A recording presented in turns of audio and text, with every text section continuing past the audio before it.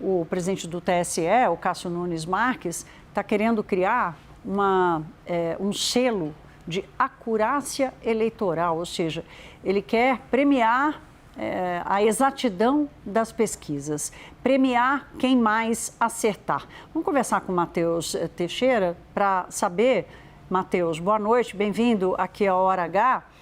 Qual foi a recepção que essa ideia teve nos tribunais aí em Brasília, meu caro? Bem-vindo. Thaís, boa noite. O principal ponto que a gente ouve sobre esse tema é o que chamam da falta de embasamento científico dessa proposta do ministro Cássio Nunes Marques. Ô, Lucas. E o Supremo, lá dentro do STF, eles costumam ressaltar sempre que o STF dá muita atenção para o que diz a academia, para o que dizem os estudiosos. Por exemplo, durante a pandemia, naquele embate sobre as medidas restritivas da pandemia, o Supremo sempre se arvorou muito no que dizia a ciência e sempre bateu muito nessa tecla. E o entendimento de alguns ministros ali, de uma parte do Supremo, pelo que se conversa lá dentro, é que essa proposta do ministro Cássio Nunes Marques não dá a devida atenção ao que dizem a ciência, a metodologia das pesquisas. Porque ao premiar a pesquisa que mais se aproximou do resultado, isso não seria correto. Segundo, inclusive, a gente trouxe ontem aqui uma nota oficial da entidade que representa os institutos, isso é confundir a ciência com uma bola de cristal.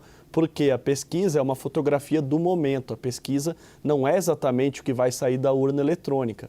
E mesmo no caso da pesquisa boca de urna, né, como se fala, que também estaria sendo mensurada pelo TSE, a boca de urna nas últimas duas eleições sequer foi realizada pela grande maioria dos institutos, porque com a velocidade que sai o resultado da eleição aqui no Brasil, fecham-se as urnas às 5, boca de urna sai ali 5h30, 6, mas logo depois o resultado oficial, menos de 1, 2 horas depois, também já está ali. Então até os institutos pararam de fazer essa pesquisa boca de urna, que daí sim poderia se conversar sobre uma proximidade ali e realmente verificar se aquela pesquisa tem ou não uma aderência com o que saiu das urnas. Portanto, Thaís, o clima é mais ou menos esse de uma parte do Supremo que, vamos lembrar, o próprio ministro Gilmar Mendes, o decano, em entrevista ao Roda Viva, cerca de 2, 3 semanas atrás, já havia afirmado que a jurisprudência Cássio, em referência àquela decisão do ministro de suspender a Atlas Intel, não deve parar de pé no Supremo.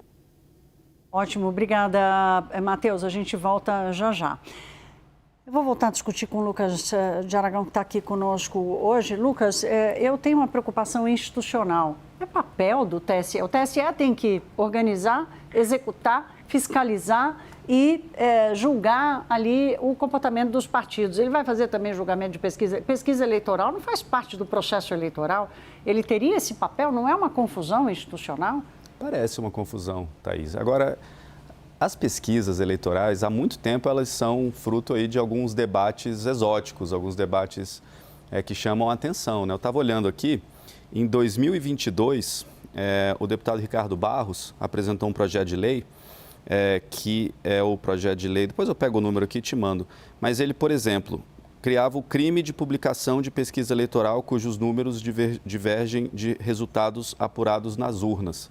Lembrando que o primeiro turno da eleição de 2022 veio muito diferente, né? O Lula estava menor do que as últimas pesquisas e o presidente Jair Bolsonaro, o ex-presidente Jair Bolsonaro, com acho que 6, 7 pontos percentuais acima do que as últimas pesquisas mostravam. Claro que naquela última semana teve o voto útil, né? O Geraldo Alckmin deu uma derretida, comparando também a última pesquisa com o que se foi apurado nas urnas, que foi jogado ali para o Jair no final. Simone Tebet, Geraldo Alckmin foi 2018. Exato, exatamente.